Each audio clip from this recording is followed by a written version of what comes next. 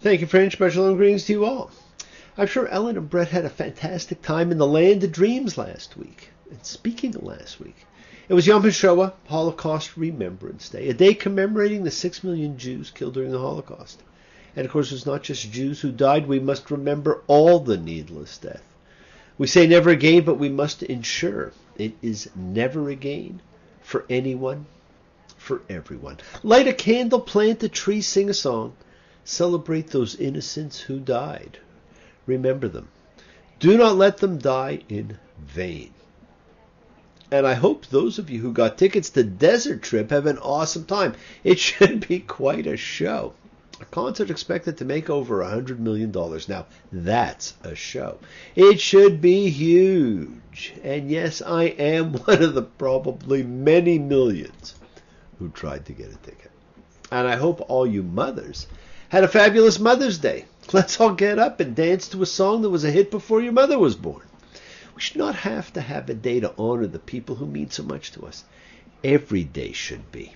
Not just Mother's Day, Father's Day, the Lord's Day, Arbor Day, Groundhog Day. There, we've just honored female, male, creation, flora, and fauna.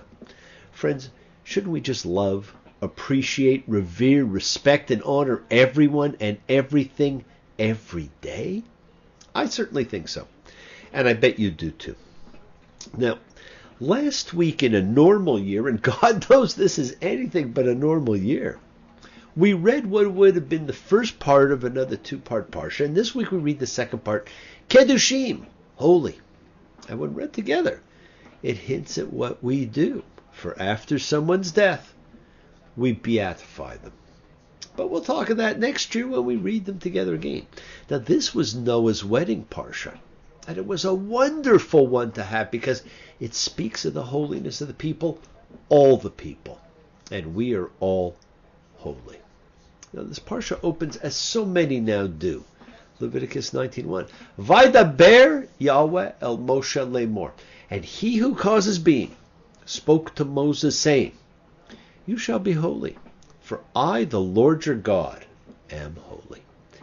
Every man shall revere his mother and his father, and my Sabbaths you shall keep. Now that in itself is quite the opening statement. And what an interesting three to pick. The essence of female and male, or on the tree of life, wisdom and understanding, and the most important of all the commandments. That in itself could be quite the discussion. And what is meant here by being holy? That too we will discover. Now this section, when you read it, merges major commandments of so many different sorts. It includes most of the 10 commandments, sacrifices, justice, caring for the poor and the infirm, treatment of women, of the elderly, food, magic, loving one's neighbor as oneself, loving an alien as oneself. You name it, it's got it. If you had to choose only one chapter out of the Torah to make known, it might well be this one.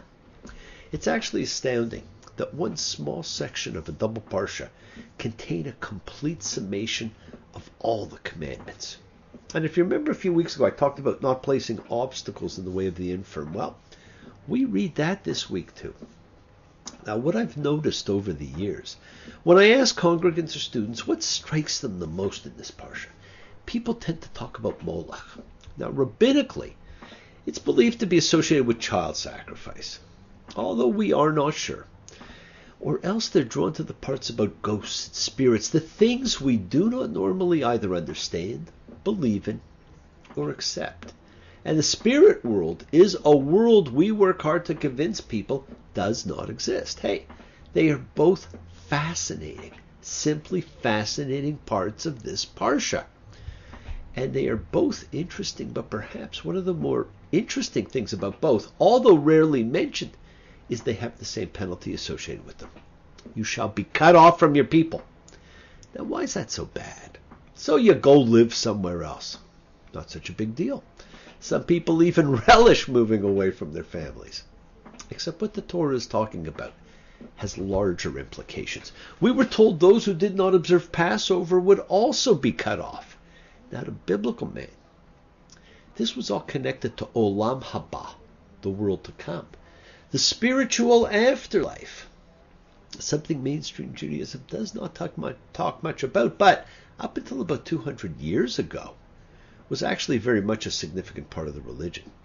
In the Mishnah and the Talmud, rabbis talk of our world as being like a lobby before the Olam Haba, and the Olam Haba as a great banquet hall. And we earn our place in the banquet hall by the deeds we do, by our preparatory work in the lobby. And it is where we are reconnected with our families and our people when we die. Now, it's not a Jewish thing. The righteous of all the nations on earth have a place in the world to come. But the penalty talked about is being cut off from your people, your family, in the world to come, not just here and now. Well, for some people, maybe that's not so bad, but for most, it was quite a penalty. In fact, it would have been worse than death. And for those of you interested in biblical Hebrew, Olam is world, Ha is the, and Ba is from the Egyptian word meaning soul, the spiritual entity that everyone has and that lived on after you died. Olam Haba, the world of the soul. Now, what a fascinating little section. And look at the list of laws. Leave the harvest gleanings for the poor, the widows, the aliens. Do not steal. Do not lie. Do not swear falsely. Do not defraud. Do not rob. Do not keep someone's wages all night. Now, you see, the hired man may be without reserves. Holding back his wages not only subjects him to a night of anxiety as to whether he'll be paid, but could impose actual hardship, for he may need the wages for his evening meal or shelter. You shall not hate. This is a list of ethical, decent behaviors, never before seen in law or religion. It truly is amazing. Now, Leviticus 19:14. You shall not curse a deaf person, and you shall not place a stumbling block in front of a blind person, and you shall fear your God. I am he who causes being. Now, one might think that, he or she is nothing to fear from the deaf or blind persons who cannot know who is wronging them. But one is warned that God knows, and that one should be afraid of the consequences. God knows there's a purpose. God knows there's a chance. God knows you can rise above the darkest hour of any circumstance. Now, in both instances, the sensory impairment of the victim prevents him from perceiving that someone's exploiting his weakness in a nasty way. Abusing or verbally insulting a deaf man pointlessly humiliates him in a fashion that he himself, unhearing, may actually never become aware of. Whereas placing a stumbling block before a blind man causes him hurt, of which he will immediately become aware. In this matter of divine knowledge, one is reminded of David's affair with Bathsheba and his elimination of her husband, which are then known, revealed, and paid back by God. But even more so, you're reminded of Jacob's deception of his father Isaac, who is blind, which is paid back in kind when Jacob is in turn deceived by his sons with the same items that he used to deceive his father: his brother's cloak and the parts of a goat. Never forget, God knows. And friends, how many people do we meet who you do not realize until you talk to them are deaf or blind? And of course, how often are you? And if this is not enough, we're also told, you shall not hate your brother in your heart, you shall criticize your fellow, so you shall not bear sin over him. Karmic debt. If one fails to tell a person that he's doing wrong, then one bears some responsibility for things that this person goes on to do that might have been prevented. We are our brother's keeper. And the list ends in an amazing fashion. And you shall love your neighbor as yourself. The people of Israel are commanded to love all human beings, not just their own people, no matter how one understands the term. And this is extraordinary.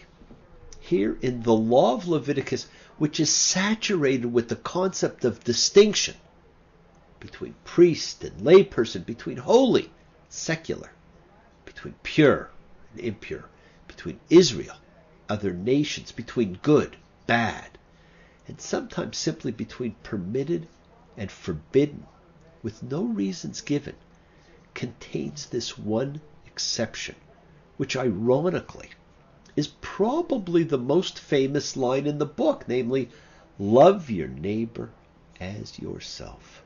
Yes, my friends, be holy because I am holy. The command is specifically to be holy as God is. To live a life of holiness is defined for a human being because God is holy. We should have no distinctions. Now, every year during the High Holy Days, we stand on our tiptoes and 3 times go, Kadosh, Kadosh, Kadosh, holy, holy, holy. We do not have to wait for special days.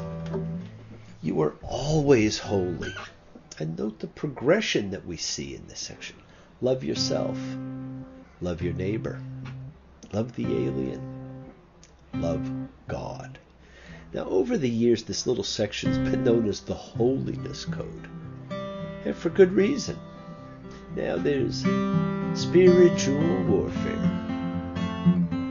Flesh and blood breaking down. You either got faith or you got unbelief, and there ain't no neutral ground. The enemy is subtle, howbeit we are so deceived when the truth's in our hearts and we still don't believe. Believe in yourselves, my friends. The world is sacred. So is everything in it. Express your gratitude, light a candle, make a wish. Celebrate your life and the lives of those you love. Share your feelings with them. Live free, be free, honor your freedom. Be well, be happy, be blessed. Share and honor the light and all who live in the light and continue to shine. Continue to send everybody you know goodwill and love. Pray for peace and freedom for everyone. And end to terror and hatred. Remember, friends, we are a community. We learn together, we celebrate each other, we love each other. We share this ride together, men and women equally. Let us send out love, not fear. Send out peace, harmony, good healing to all who need it. And please do. Learn to forgive, learn to love. Open your hearts. Honor the relationships of your life. Tell those you love that you love them. Take advantage of the time you have. Enjoy the journey. We take the twists and turns and the patterns that weave through the fabric of our lives in our effort to grow, to learn, to be, to love. So please do love. Send healing, goodwill, and love to all who need it.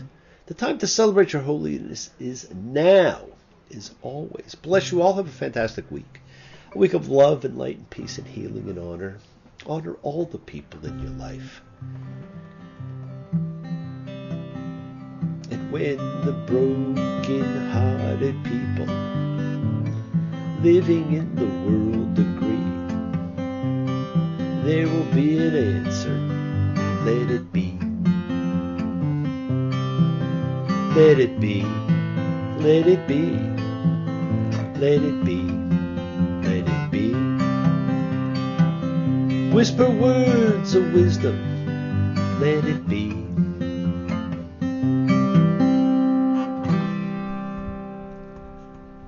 Let it be, my friends. Keep on dreaming, keep on being, keep teaching, keep sharing, keep shining, keep spreading your holiness.